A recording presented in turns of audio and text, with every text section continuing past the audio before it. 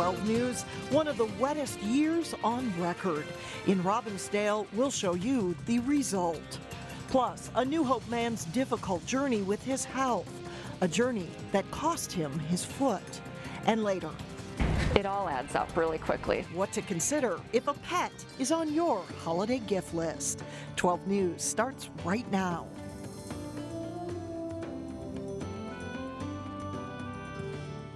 Hello, everyone, and thanks for joining us. I'm Alexandra Renslow. And I'm Mike Johnson. The attorney representing the Maple Grove High School student accused of writing racist graffiti in a school bathroom says her client has been wrongly accused. The graffiti discovered after the presidential election included racial slurs and words like whites only, Trump train, and go back to Africa. Attorney Andrea Jepson said in a statement that the Osseo School District violated the student's rights and inflicted terrible emotional damage on him while missing the opportunity to find the real culprit. Jepson accused the district of trying to sweep the situation under the rug due to the media attention. According to Jepson, the student has yet to be punished, and even if he were the culprit, expulsion would be the wrong course of action. Osseo district officials said that due to data privacy laws, they could not comment on disciplinary matters involving the student. Action taken by the Plymouth City Council Tuesday night aims to take care of a blighted hotel, but with that action comes the risk a new potential buyer for the hotel could walk away. The Days Inn in Plymouth has a mold problem and needs numerous repairs, which the current owner can't afford to fix. A potential buyer is offering to make a multi-million-dollar investment into the hotel and eventually upgrade it. However, the city is sticking with a timeline for repairs, which may lead to court action and demolition of the building if the repairs are not done. At this point, it's unclear if the sale of the Days Inn will go through. In Robbinsdale, dozens of residents are suffering from the consequences of this year's near-record rainfall. Pools of standing water have developed in the backyards of homes along Lake Drive. Heavy rains over the past few months have made it difficult for the city to pump water out of nearby Crystal Lake. And as a result of the higher lake level, ponds form in low-lying backyards. The city is working with some of the affected homeowners to come up with a solution, such as bringing in soil to raise the level of the yards above lake level. The City Council will discuss this plan during a work session coming up on Tuesday. The Osseo Police Department is honoring citizens for jumping into action during emergencies. In one case last April, a Maple Grove man helped stop the driver of a pickup truck who was having a diabetic reaction. It happened along 93rd Avenue, and the driver could not stop on his own.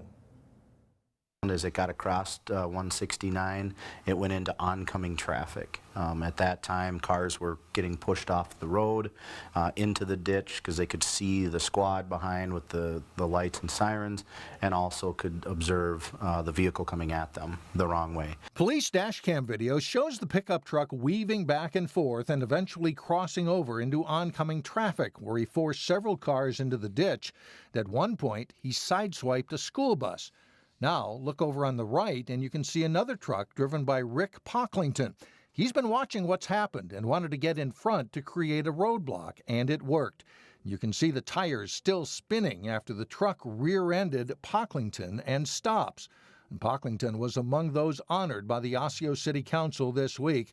And Police Chief Shane Michelson says it could have been a lot worse. He did it, out of public safety in mind. In speaking to him about it, he laughed. He said, "I just wanted this to end. I could see this car head on with these other people in the other lane, and he was scared for everyone's safety, so he put his own in danger." It is not a move that police would recommend, but they say Rick Pocklington, a retired firefighter, may have saved someone's life that day. In all, the City Council honored 7 citizens and 2 police officers for bravery in 3 life-saving events. In Maple Grove, the City Council is expected to vote Monday on a proposal for a new housing development near Rush Creek Golf Course. The proposed development just north of Lord of Life Church calls for 72 single-family homes, ranging in price from $550,000 to $1.5 million. City officials say it is one of the largest single-family housing developments Maple Grove has seen in several years. A Plymouth movie theater is undergoing some changes that will include the sale of alcohol. Imagine Willow Creek Theater is under new ownership and is currently being remodeled. It'll be similar to the recent renovation at Plymouth Grand 15. As part of the changes, the City Council this week approved a liquor license for the theater. A New Hope man is not only fighting for his health, he's also battling to keep something that most of us take for granted. Our reporter Sonia Goins has his story. 58-year-old Edward Walker spends most of his time in his home these days. The former runner and basketball player I used to play ball pretty good when I was younger. is only allowed to take 50 steps per day. I was like, wow. In March, his life took an unexpected turn. I get this major pain. While working as a janitor for the Robbinsdale School District, he noticed something wrong with his leg. I mean, it was throbbing. I was like, what the heck's going on? Never happened before. Edward is diabetic and developed an ulcer on his right foot. They said it was infection. He thought he was doing well, but doctors later found more ulcers, and this time the infection spread to the bone. He started digging inside my foot. He goes, pulling the stuff out. I'm like, where's that coming from? His arduous ordeal has not only impacted his life, but his wife, Laura, too. Yeah, it's very sad to see him go through this, though, because here he worked his whole life. Both Edward and Laura are also dealing with mounting medical bills, You got the tapes, paying a lot of out-of-pocket expenses. wraps. At the end of December, Edward's insurance will go away, and his job is in jeopardy. I want to work again. On December 13th, his family medical leave could dissolve. The discretion goes to the school district. Health insurance and medical bills are the least of Edward's worries. In the future, he could lose his foot. I can't go down that road right now, but I'm trying to stay positive, real positive. And, you know, I pray. I'm a man like to pray and believe in faith. At the moment, the diabetic ulcers are holding Edward down, but he's determined to get back up and eventually work again. I could, you know, have this down attitude, but for what? What the heck? Life still goes on. Diabetics suffer from nerve damage and poor blood circulation. Those problems can often make the feet more vulnerable to sores. In Edward's case, he's having another surgery to help improve blood flow. Meanwhile, on Sunday, a fundraiser was held at the Crystal VFW. They raised more than $1,100. And Mike and Alex, there's a GoFundMe page if folks would like to help Edward. Okay, our best wishes to Yeah. Edward. Hope Thanks, this works Sonia. out. Coming up, thinking about getting a pet for a gift? Well, you might want to do a little more thinking. Something to consider coming up next. And then later in sports, Maple Grove and Wayzata take the court as the girls' basketball season gets started. But first, getting colder. Temperatures dip below freezing on Thursday. We'll be right back. Surprising your family with a cute puppy at Christmas might make for a picture-perfect moment, but is it really the right gift? And there are quite a few things to consider before buying a pet as a present. Reporter Shannon Slatton outlines a few of them in today's Money Savers. If you're thinking about surprising your family with something warm and furry under the tree this Christmas, there are a few things to consider. If you're going to surprise somebody, you need to think long and hard about what that animal needs. Does it need a lot of care? Does it need a lot of expensive care? And is that person ready to handle that amount of care? Carrie Libra with the Animal Humane Society says you can even make the experience of picking out a pet part of the gift. Going to the shelter, looking at all the animals, visiting and finding that connection is so special. So I wouldn't want people to lose out on that experience. So maybe you say, I'm going to buy you a pet. Let's go pick one out together. And then that person is a part of the decision making, and that's usually going to set them up for success. Adopting a pet at a shelter is a package deal that includes shots, spaying or neutering, and medical care. We suggest that people visit the breeder in person. Blake Derrick with the Better Business Bureau says if you want to buy a certain breed, meet the seller and animal in person and don't wire money ahead of time. A lot of people start their search online, which is good. They're doing their research. But you got to be careful of fraudulent online entities. Minnesota also has a pet lemon law. So if the breed is misrepresented or the animal is sick or has hereditary defects, you can return the animal for a refund during the first 10 days. But the bottom line is adding a pet is like adding a member to your family. It should never be an impulse purchase, but instead something you research and carefully consider. The holidays are a really busy time of year, so maybe Christmas morning isn't the best time to open a puppy anyways. So a lot of times it is nice to kind of wait for the holidays to die down and then go get the animal. For Money Savers, Shannon Slatton, 12 News. As part of your research, you can look up a pet store or a breeder's background on bbb.org. Coming up, a Plymouth neighborhood shines once again. But first, Maple Grove takes on Centennial in a key girls hockey game. John Jacobson with that and more next in sports. The Breck boys hockey team has eliminated Delano the past 4 seasons in Section 2A, with 3 of those games coming in section finals. The 2 top 5 ranked teams in Class A met up on Breck's home rink Tuesday.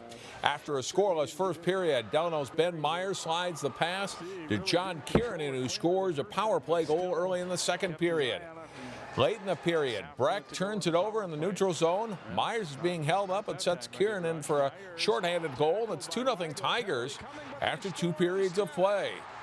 After another Delano goal, Dalton Weigel throws it on net, and Will Torgerson pops the rebound in for Breck here, and they're within 3-1. But University of Maine recruit Myers restores a 3-goal lead, scoring from the left circle on a rush, and he has a 5-point night. Breck keeps it interesting. Weigel sneaks a shot through from the point, but it's Delano beating Breck for the first time. 5-2 is the final as the Mustangs fall to 0-2. After tryouts and scrimmages, the Totino-Grace boys were eager to hit the ice for their season opener against Roseville at Brooklyn Park Arena. An early chance for Roseville on a breakaway, but Jackson Jernberg denied by Eagles goalie Alex Holscher, and it stays 0-0. But the Raiders do strike first. Jernberg spins away from the checker and sets up Blake Hasselberger for the goal on the short side. It's 1-0 after 1. In the second, the Eagles get a chance. The shot is deflected, but Wyatt Murphy pounces on it for the Raiders. Third period. Adam King stick handles for Roseville past the D and then scores on the wrist shot to make it 3-0 Raiders. Grace gets on the board. Jack Bonfie pulls it away from the scrum, backhands a pass to Derek Beers in tight for a goal. It's a 3-1 game. Roseville comes right back. Hasselberger gets control and buries it. He has a hat trick, and Roseville hands Totino-Grace a 5-2 loss.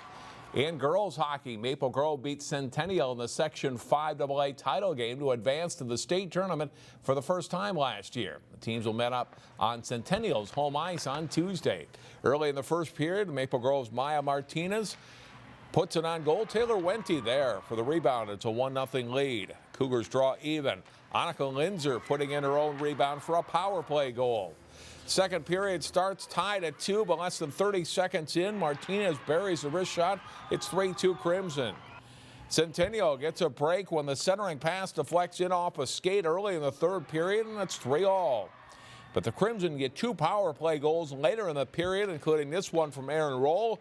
And Maple Grove goes on to win 5-4. Also in girls hockey, Champlin Park hosted Wayzata in a non-conference game. Nice rush with the puck by the Trojans' Emily Wisniewski. She carries it deep and centers to Sydney Remark for a pretty goal. Wayzata leads 2-1 in the third period. The Rebels were on a power play when Natalie Heising steals the puck. She goes in alone to score shorthanded. Wayzata's up 4-1 midway through the third.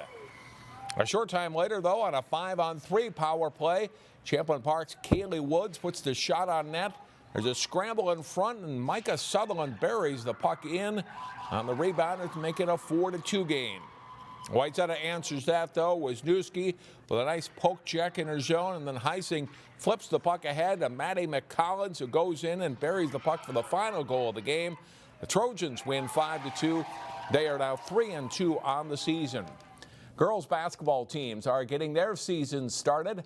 At Wayzata, the Trojans hosted Maple Grove in the opener for both teams. Crimson worked the ball around to number 24, Rebecca Tyler, who steps in and hits the 15-footer here. Tyler leads Maple Grove with 15 points. In transition, Wayzata's Mimi Schrader gets it to Shaylee Olson in the corner for an open 3 look. Olson's hoop gives Wayzata the lead at 9-7.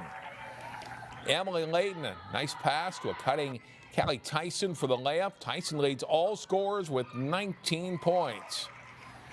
And then the Trojans get a steal and turn it into more points. Schrader pick up another assist here. Layton with the layup. She scores 12 points in the game for Wayzata, second to Tyson on her team. Crimson's Autumn Mlinar passes to Katrina Tice. She hits the turnaround in the paint right before the halftime buzzer to get Maple Grove within 4. But it's Wayzata pulling away in the second half, and they win this game 57-43. And that's a look at sports as we get busy with the winter sports season. That's right. Here we go with basketball. Thanks a lot, John. Still ahead, a timeless classic on stage at Osseo High School. Plus, a Plymouth neighborhood continues to shine brightly. We'll be right back.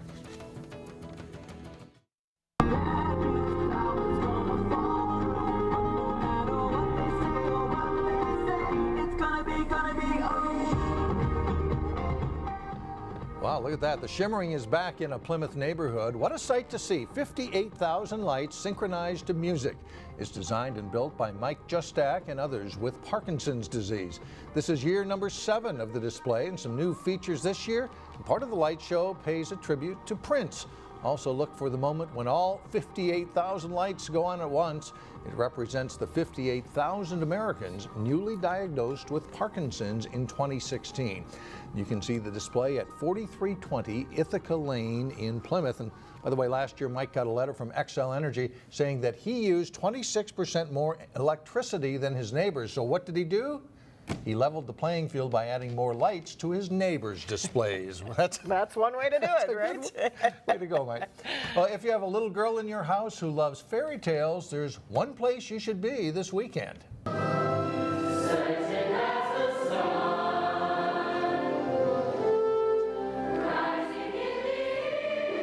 A tale as old as time, Beauty and the Beast is on stage at Osseo Senior High School. Front Porch Musical Theater has 8 performances starting Thursday night featuring 2 different casts for a total of, listen to this, 95 students participating in this particular production.